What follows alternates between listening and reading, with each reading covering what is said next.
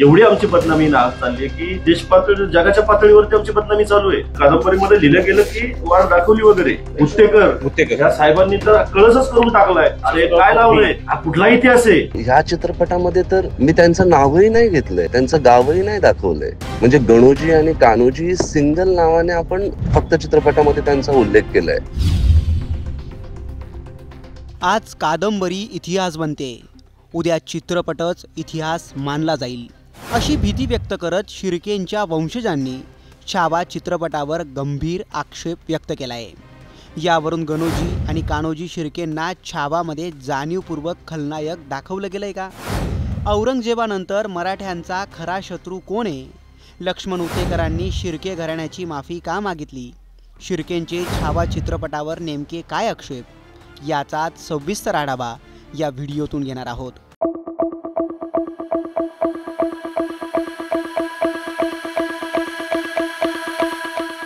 पण छावा चित्रपटात कुठेही शिर्के ह्या आडनावाचा उल्लेख झालेला नाही साहेब, आणि कुठेही डिसरिस्पेक्ट न करता हा चित्रपट बनवलेला आहे। कुणाच्याही भावना न दुखावण्याचा प्रयत्न याच्यामध्ये संपूर्ण आहे। त्यातला खलनायक चुकीचा दाखवलाय।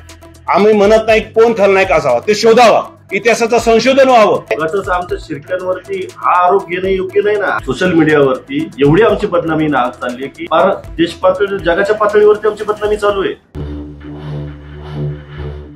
छावा चित्रपटावरून शिर्केंचे वंशज आक्रमक झालेत।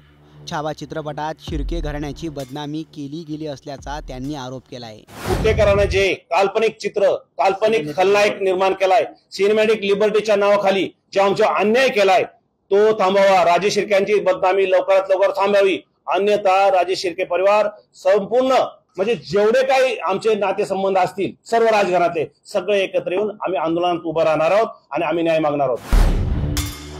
यावरून लक्ष्मण उत्तेकरांनी शिर्केंची माफी मागत काय स्पष्टीकरण दिलं हे जाणून घेण्याआधी शिर्केंच्या वंशजांचे छावा चित्रपटातल्या नेमक्या कोणत्या दृश्यांवर आक्षेप आहेत ते पाहूयात। छत्रपती संभाजी महाराज हे आपल्या काही निवडक मावळ्यांबरोबर संगमेश्वरात मुक्कामी आहे, याची माहिती गणोजी आणि कान्होजी मुकरब खानाला देतात। अशी दृश्य छावा चित्रपटात दाखवली गेली आहेत। शिर्केंच्या वंशजांचा याच दृश्यांवर आक्षेप आहेत। त्याचबरोबर छत्रपती संभाजी महाराजांच्या पत्नी महाराणी सोयराबाईंना ज्यावेळी संभाजी महाराजांना अटक झाली हे कळतं, नेमकं त्याच वेळी असे भाऊ शत्रूंच्याही घरात जन्माला येऊ नये असं त्या बोलतात। यावरही शिर्केंच्या वंशजांना आक्षेप आहे। छत्रपती संभाजी महाराजांना मुकरब खानाचं सैन्य पकडण्याचा प्रयत्न करतं, पण त्यांना स्वराज्याचा एकटा छावा पुरून उरतो।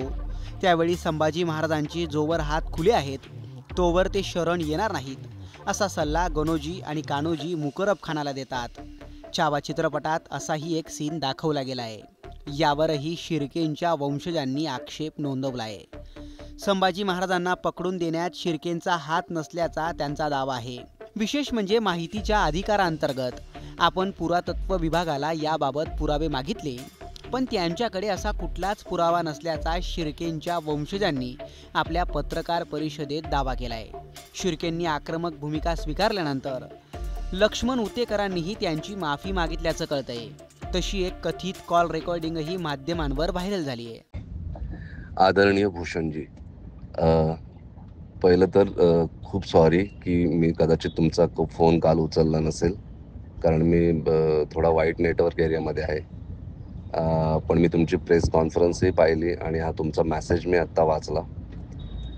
सर्वप्रथम तर मी तुमची माफी मागतो जर नकळत तुमच्या भावना दुखावल्या गेल्या असतील तर, आणि मी तुमच्या मेसेजला उत्तरही देऊ इच्छितो प्रामाणिकपणे।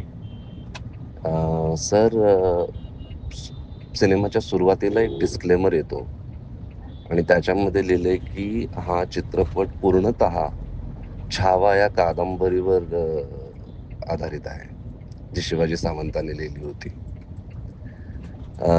त्यामुळे या चित्रपटाची कथा, पटकथा हे सगळं छावामध्ये जसं लिहिलंय त्या प्रकारेच आम्ही ते रंगवण्याचा प्रयत्न केलाय। आता कादंबरी म्हणजे ती शब्दांनी रंगवली जाते आणि चित्रपट म्हणजे तो दाखवला जातो लोकांना, पण इन्फॉर्मेशन तीच असते। त्याच्यामध्ये मी ॲज अ रायटर किंवा डायरेक्टर मी काही ट्विस्टिंग नाही केलंय। छावामध्ये गणोजी शिर्के, कान्होजी शिर्के, शिरकाण गावचे, त्यांचं कुलदैवत कुठलं, ह्या सगळ्या गोष्टींचा उल्लेख आहे. आणि ते पुस्तक अजूनही मार्केटमध्ये अवेलेबल आहे. सेम टाइम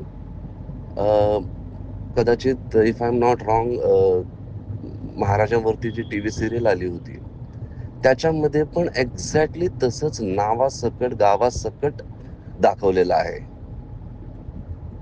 माझं म्हणजे कळकळीची तुम्हाला एकच विनंती करावीशी वाटते की ह्या चित्रपटामध्ये तर मी त्यांचं नावही नाही घेतलंय, त्यांचं गावही नाही दाखवलंय.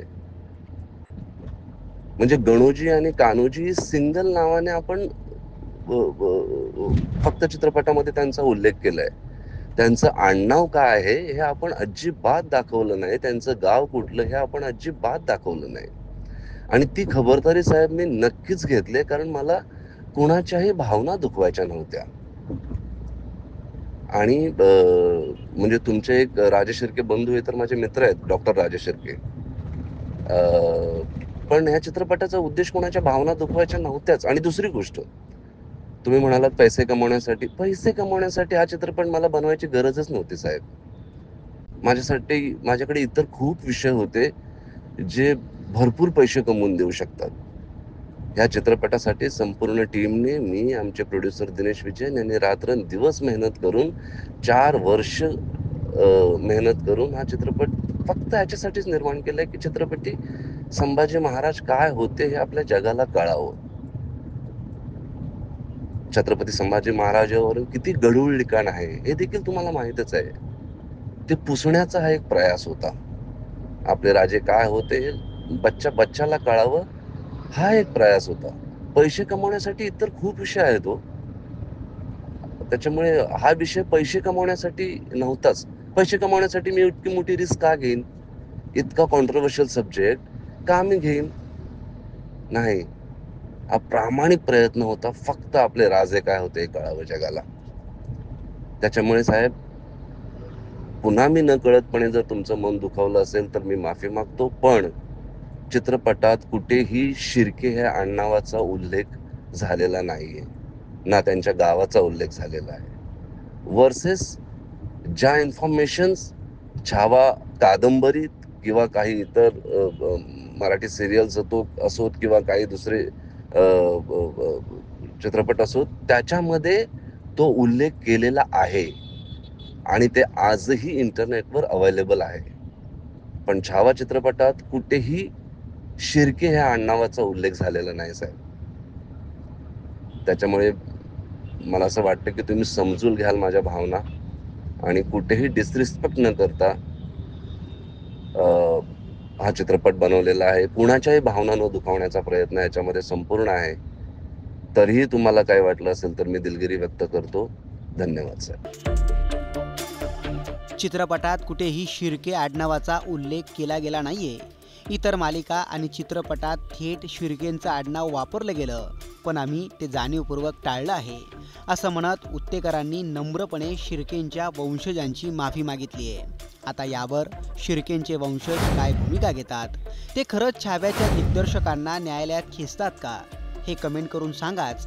पण छावा चित्रपटातल्या या मुस्लिम लेखकाने आपलं मानधन का नाकारलं हे जाणून घेण्यासाठी हा व्हिडिओ पाहायला विसरू नका.